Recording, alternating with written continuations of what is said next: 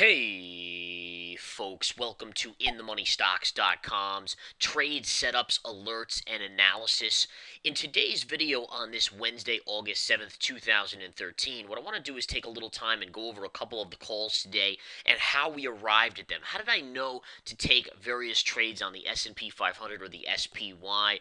What about Goldman Sachs, JP Morgan? Those were just a couple of the calls today, and I want to give you guys some insight into that. So let's get right into the first chart. So here's a chart of the intraday SPY, and I had my members going long right around the lows here of the day, and I want to show you how we knew the market was going to bounce here. I mean, how do we call these lows of the day? All right, how do we tell our members, okay, go long here, this is going to be some upside action? Well, simply what you need to do is just zoom out on your chart. So it's always important to, when you're looking at an intraday chart, zoom out. Have the ability to zoom out.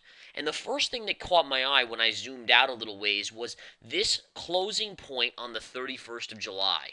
So the 31st closing point is a gap fill. See how you closed here and the next day you gapped up? This was on the Thursday after the Wednesday Fed announcement. So you have a gap fill right there. And we all know that gap fills are going to be significant support. So right off the bat, I know I should draw a line right here. Okay, now as you can see, the market came down, and that's an approximate low of the day, but we actually nailed the low even closer to the absolute low. How did we know that? Well, simply put, one of the key metrics of the In the Money Stocks methodology says that when you have two levels close together, you choose the lower level. All right, so again, if a stock is falling, and it's just for falling stocks where you're going to go long. If you're shorting, you choose the higher level. But if you're looking at two levels, and again, notice this, a second gap fill just below, you want to choose the lower of the two levels for the entry point. This generally will be hit, I'd say about 7 to 8 times out of 10, you will hit the second level, especially when it's early in the day, and that will give you the best long opportunity at the best entry price. So again, notice this again, a gap fill on the 31st, and if you go back to the 30th right here, another gap. So here was your close on the 30th and the gap up the next day. Here's your close on the 31st and the gap up the next day. So in this situation, you have two levels that are very close to each other. Choose the lower gap fill, because ultimately what you'll do is you'll stall here and you'll pierce the first one, tagging the second one, and that's the reversal point. Okay, guys, so again, if you look very closely on the SPY, it sold off right into the 10:30 time frame, and exactly right there, you can see the lower level, it pierced and reversed, and that was the low of the day. Notice how it did a hop, skip, and a jump up, and then retraced to the first line, and then up and away we go until we started to pull back a little bit in the afternoon session. But this is how you isolate your entry points, guys, and how you get the best levels possible. Okay, and sure enough, this was a great level given out in the intraday stock chat today. And again, you can use this methodology on the daily chart, any chart really. Doesn't matter, currencies, forex, commodities, any of that stuff. You can use it. All right, so again, just keep that in mind, guys. It was a great little level right here. Now, what I want to do is go to another trade alert we talked about, which was Goldman Sachs. So what you can see right here on Goldman Sachs on an intraday basis, we have, first of all, a bottoming tail right here. Right, so right off the bat, bottoming tail signals bullish, right?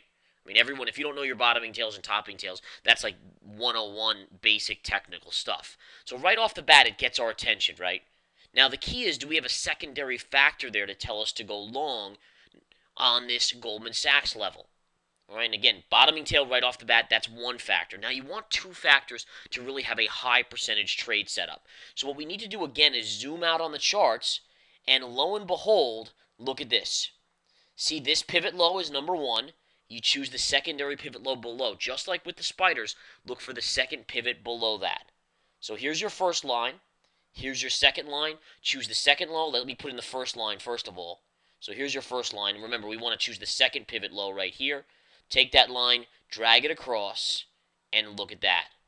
All right, that is awesome, folks. So again, now you have two lines. You're choosing the lower one as the entry.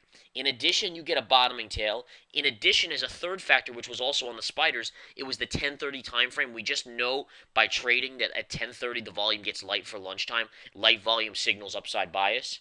And sure enough, the market started to float up. So a lot of members also made some good money on this one. Lastly, we can take a look at JPM, and because Goldman bounced, you could generally assume JPM would bounce. JPM is one of the trades I didn't take. I took Goldman, and I also took the S&P 500, the SPY. But because Goldman and JPM are basically both financial stocks, there's really no reason to play both of them. But what you can see here on JPM is the same factor. All right, look at this bottoming tail right here, and then you want that secondary factor by zooming out, which again comes into this little pivot low right here around the 54.80 level.